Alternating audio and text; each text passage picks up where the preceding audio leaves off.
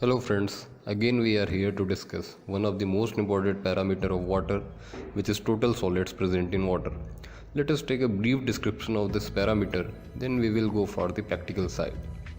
Term solids refer towards any material which is dissolved or suspended in water or wastewater that can be physically isolated by filtration or evaporation. Here we are determining the quantity of total solids in water, which will give us the value of suspended solid as well as dissolved solid. Source for these solids may be organic or inorganic in nature. Organic sources comprise algae, some plant fibers, etc., and inorganic sources may be clay and silt. Amount of total solids in water sample varies from source to source of water, that is, concentration of solids will be different if water sample is taken from surface sources as compared to water taken from subsurface sources. Now let us discuss about impact of total solids in water. First major effect of total solid is that it causes psychological effect. It is aesthetically displeasing in its first impression. Total solid gives us an indirect indication of high minerals in water which may be unsuitable for some industrial purposes. As per the concern of human health, it interferes with the disinfection process of water, which is most important criteria of water treatment. It increases the consumption of chemical during water treatment process and hence affects the economy of treatment. Also, in case of water softening, amount of total solids determine the type of softening procedure. So these are the major effects due to the presence of solids in water. Here, total solids will be determined by gravimetric method, in which a sample of water will be evaporated at the temperature of 103 to 105 degrees Celsius in an oven. Initial weight of petri dish will be noted down before starting of experiment, and final weight will be taken after evaporating the water in an oven. Difference in weight of both will give the weight of residue left on the petri dish. Let us see all practical procedure in detail given in the subsequent section.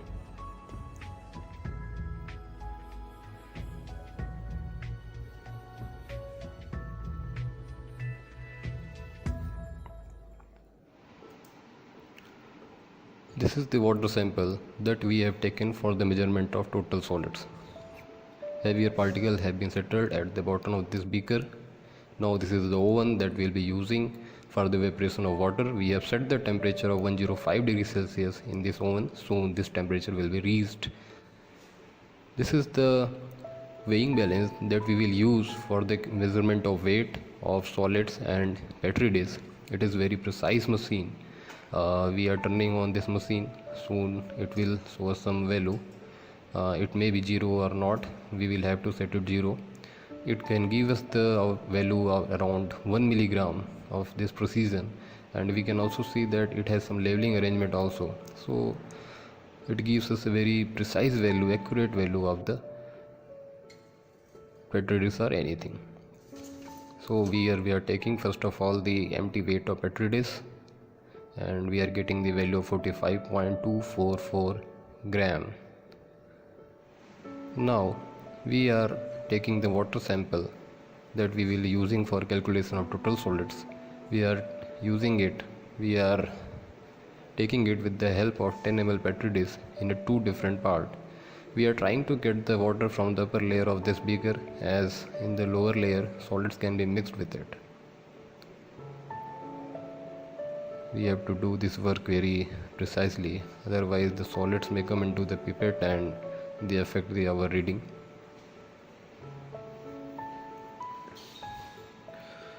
So this is the total water sample, 20 ml of amount taken in the petri dish, and now we will see our oven. Our oven is showing the temperature of around 96 degrees Celsius, and we have set it on high value. It is between now 97 degrees Celsius, and very soon it will be 105 also. Now let us put our petri dish along with water sample in this oven. The temperature has been little bit reduced as we open the door of this oven. It has been now 96 degrees Celsius, 95 actually, but it will be 105 very soon. And we will leave this petri dish and water sample for certain duration until the water present in the petri dish is evaporated. Now we are taking out the petri dish from the oven. It's been almost 2 hours 10 minutes putting our sample in this oven. At the temperature, we can see the deposits of solids in the petri dish on the white PPT on the edges of petri dish, and now we will be calculating its weight by placing it in our weighing balance. Yes, there was very little amount of solid present in water, so we are seeing a lesser quantity of solids in this petri dish. Now we have placed petri dish in our weighing balance. Okay, we will be keeping it properly so that there could not be any deviation in the measurement. We will place it properly and close the chambers. Even there should not be any effect of air or any kind of pressure on this instrument. We are getting the value of around 45.253 gram along with the total solids. Now we will be calculating the amount of total solids in this water sample. Initially we get the weight of 45.244 gram, and later we get the above cited value. We will see the difference of both of them. 45 on this,